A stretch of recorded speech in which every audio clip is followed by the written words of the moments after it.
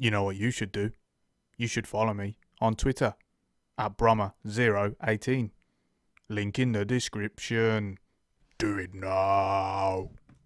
Hello everyone, welcome along to this video today. It is Brommer18 here. Thank you for joining me in what is another episode of our FIFA 20 Custom Tactics series, the series where we recreate real-life systems in FIFA 20, but also I show you how to adapt them slightly and change them around a little bit so that they will actually work in-game. Today we switch our focus onto Marcelo Bielsa's Leeds United tactics.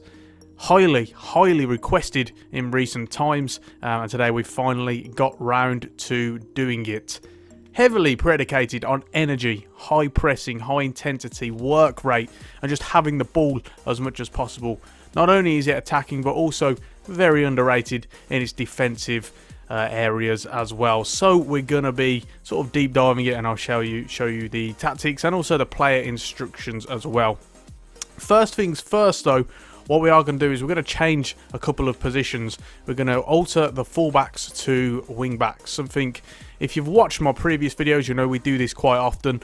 What happens is that if you've got them at wing-back rather than at fullback, it gets them out a little bit wider and they'll get further forward. And that's very much going to replicate the role that the fullbacks play in this system, you know, in real life, because they're very attacking. They're the widest players on the pitch without doubt. So therefore they'll create the width and they'll get forward as well when you need them to. So just change them to wing backs. And also where Pablo Hernandez is, what we're actually going to do is we're actually going to change him to a cam. So the reason being is that you'll find when they're in possession, someone like Mateusz Klich is very much more your box-to-box man. Whereas Hernandez, for example, is going to get into those little pockets of space a little bit more in between the in those advanced areas, in between the opposition defence and the midfield. Whereas Klich is going to be there, you know, such as to help recycling possession, along with the likes of Calvin Phillips. And Hernandez is more of that vertical threat, so he's going to give you those options in the vertical passing game. So move him up to cam, and just in game, it will give you that more emphasis on him getting into those advanced areas. Other than that, though, it is good to go. We are, of course, using the 4-1-4-1 formation, or we started with. Of course, we've now changed it, and it looks a little bit different now, like a 4-1-3-1-1. But, you know, call it whatever you wish. One thing that we do, we want to sort of talk about, is the two wide midfielders. Now, on FIFA, there is right midfielders, and there's also right wingers, and the same with left midfielder and left winger. Now, in real life, they're the same thing. They're not two different positions. They are exactly the same. The reason why we got these as the, you know, left and right midfielders is because you're basically trying to replicate the fact of when they're tracking back, they're going to get goal side, and, you know, they're going to get deeper as well, should they need to. You know, with the instructions, they'll still be able to get into those advanced areas, but again, you're trying to put the emphasis on the sort of defensive game as well. So that's about it for the positions. We can now move on to the instructions. What we'll do is we'll start with the goalkeeper and we'll work our way up the team. So first of all, with Kiko Casilla, that's actually already done for me. Saving outside the box, sweeper keeper. Again, you're playing a high line here, so he's that extra layer of defence, and should he go over the top. In fact, it's put him in trouble quite a lot of times for Leeds. You know, I can remember to a couple of games where, you know, he's sort of come out and, or maybe hesitated in the middle of coming out, or he's, you know, judged it into the wrong situation, and it sort of cost him a goal or two. But again, that is part of the game plan, so keep that as sweeper keeper. And also comes across as well, it will relieve a bit of pressure on you in corners and crosses, which are fairly hard to defend in this version of FIFA. So with the keeper being a little bit more protected, him coming for crosses, you know, just aid you in those areas. Centre-backs, you don't need to change anything here. Stay back while attacking, and also interceptions are normal as well. We do talk about how keep them on normal unless I specify otherwise, because you're not going to get as much of an upside as you would think with him being on aggressive, but also, you know, it does drain on their stamina a lot, which is going to be an issue in this system, don't get me wrong, you know, and it's an issue in real life as well for Leeds. Sort of the question of fitness, can they keep up this intensity for the entirety of the season? Is that why, you know, perhaps they do have a little bit of a drop off towards the second half of the season, as they've experienced this year as well as last year? You know, that's still into question. So that is going to be a problem, but for the centre backs, keep them on normal.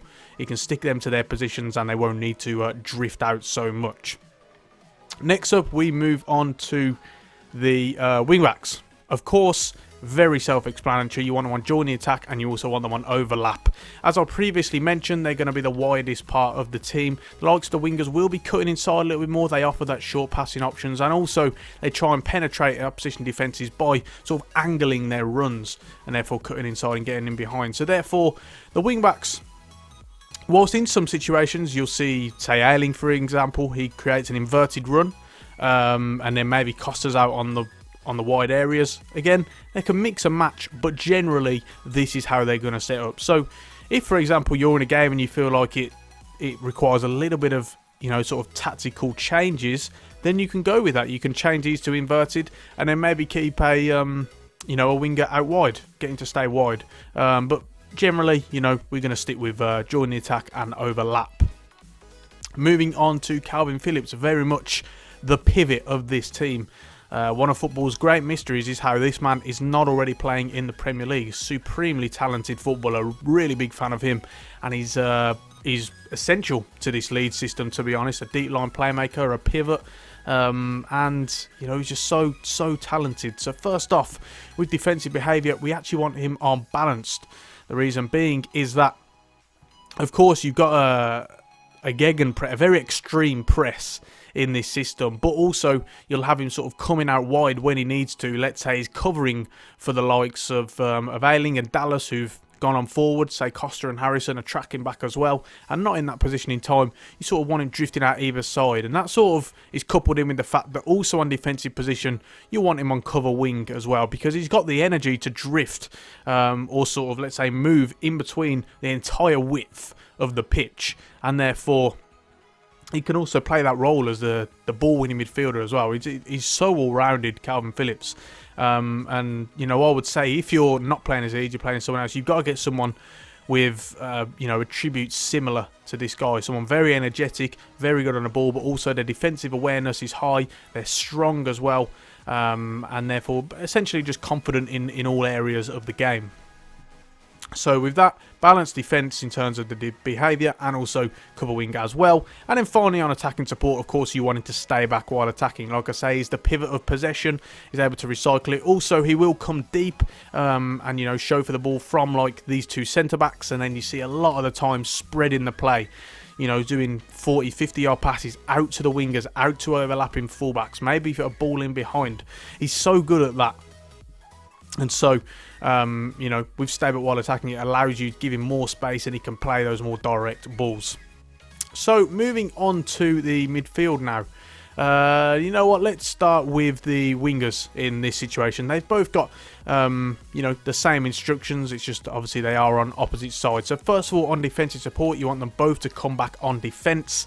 Of course, renowned in this system for the way they track back. I can remember something that was getting headlines last season was when I think they were playing against Wigan and they took a Leeds corner. All of a sudden, Wigan clear it. They've got one striker running onto it. He's in the half, and all of a sudden, you've got 6, 7, 8 Leeds players who've ran the entire length of the pitch, track him back, surround him, win the ball back, and go again. You know, it really was just so entertaining to watch, so good to see. And you're trying to replicate that as much as possible. So all the midfielders who have that option to come back, you know, you want them all coming back on defence. Next up, in terms of chance creation, you want both of these to cut inside.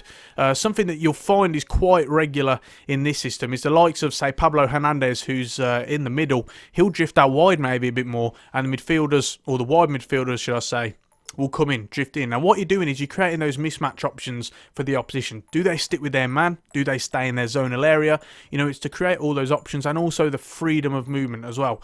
It essentially sort of encourages creative sort of flair from players, sort of to create something in those situations. So with cutting side, drifting around a bit more, you know, you've got that emphasis on that. And something that we did just speak about as well is them getting in behind, penetrating defences by angling their runs and trying to get in behind. That way you're going to find the attack is less stagnant, and also you're going to have that emphasis on counter-attacking football as well. because with Leeds, they're very versatile, they're very balanced, and we're going to talk about that in the tactics when we come on to that shortly as well, is that they can do both. They can recycle possession when the opportunity to break isn't there, but also when it is, they will storm forward and they'll get numbers forward and they'll burst into that space. So you're trying to replicate that with the getting behind system. And finally, for support on crosses, you want them both to get into the box for the cross as well. Next, we can move into the centre. First of all, we'll start off with Matthijs Klich. On attacking support, you want him to get forward, as I'm sort of alluding to in this video. Very much a fluid system, and players can contribute to both phases of the game. And Klich is very much a part of that. More of a box-to-box man. You know, you'll find him less getting into the opposing box, but he will still get forward. He'll provide that option. He's more likely to stay on the edge of the box, and in fact, we can talk about that next. You want him to stay on the edge of the box for the cross. Then in this system, you'll have the two wingers who do get into the box. Hernandez will be, and of course, Patrick Bamford as well. So him along with Phillips will sort of be that pivot on the edge of the area. So should it be cleared, should it be they get the opposition get it away from a header, etc. You know, he's there to sort of pick up the pieces and they can go again. Other than that though, it's very much set up. Cover wing, stick to position as well, and normal interceptions. On to Pablo Hernandez next. On defensive support, you want him to come back on defence. Be aware, his stamina on this is 77, which is okay, but for a cam who is going to be getting back as well, you know, it's not quite as much as you'd want. You'd prefer him to be in the 80s. So if you are playing this with Leeds, you know, do be aware of that. You'll have to bear that in mind and rotate him when needed. But again, you want him to be as a centre attacking mid, and you also want him to be coming back on defence because, one, he'll be getting into those advanced areas, as I said, but also, you know, he's going to be tracking back as well, which is so important. Every player has got to fill their defensive duties, other than, you know, maybe the striker who's going to be more pressing from the front. Support on crosses, get into the box of the cross. Again, as we just alluded to, you don't need me to go back into that. But then positioning freedom, you want him to drift wide. As we spoke about, let's say with Costa coming inside, Hernandez may drift outside, and it's something he does so well. And it's one of the reasons he's so important to this team because, you know, that versatility allows him to impact the play from different areas of the pitch. And because he's allowed that freedom, you know, he can do that more. So if you get into drift wide, you'll find that sort of matchup working really well for you. And finally, with Patrick Bamford, we're going to have him stay central for a start. This was less likely in the last season where they had Kemar Roof up front, in which case his runs were very important. He could drift wide a little bit more and allow players to run him beyond him into those central areas and again create those mismatches. But because Patrick Bamford isn't blessed with that sort of pace, you know, you need him to stay central more.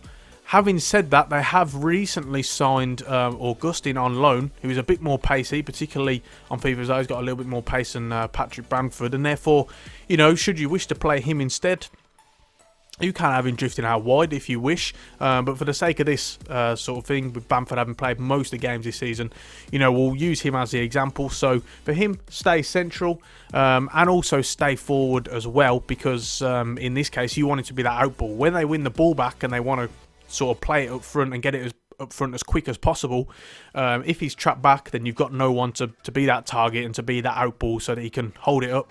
Players can run off him, he can play off them, etc. So with him staying forward, then you've got that target up front, and it won't be so defensively minded. You've still got that outlet.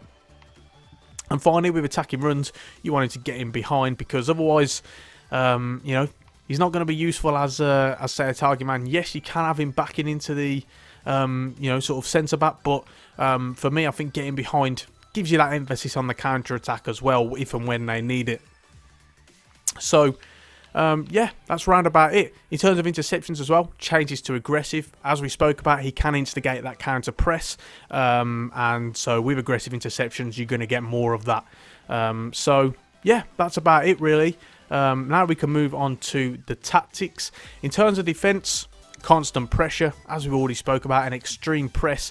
Leeds are renowned for it, and so you want this on constant pressure. Yes, you will have stamina issues. If you haven't already seen my video, my stamina tutorial video, please do go and check that out. You know, because you'll find a lot of the tips in there will be very handy for you and you should be able to deal with them a little bit more, especially in a constant pressure system. In terms of defensive width, you want to move this to 5.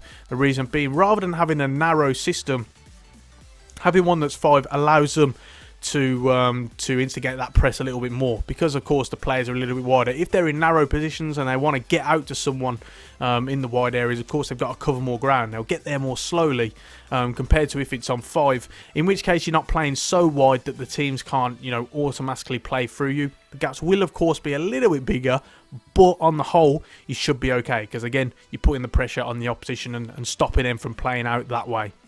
In terms of defensive depth, move this up to 8. Of course, a high defensive line means that you can instigate that press a whole lot easier. If you've got them low defensive, but your midfielders and strikers are up the field, you've got a big gap in between those two lines, in which case the opposition are able to play over the top, and you know, it's really going to isolate you. So move this up to 8 rather than 10, because if you're playing against 10, of course, or excuse me, if you're playing with a line of 10 rather than 8, there'll still be a high line, but again, with 8, they're a little bit dropped off. Therefore, you can try and counter the over-the-top through balls, which are so easily exploited in this system, a little bit more. So if you keep that on 8, you know, that should work for you. Offensively, we're actually going to do something that we haven't done, I don't think, in any of my videos, and we're actually going to put this on balanced. So the reason being is that you've heard me speak about the counter-attack quite often in this video already. But also, particularly in the Championship, you'll find there are plenty of teams who are going to try and counter that by, you know, sticking 10 men behind the ball. They're going to play a low defensive line. They're going to be compact. They're going to be rigid and robust. And therefore, you know, you've also got that emphasis on possession based as well.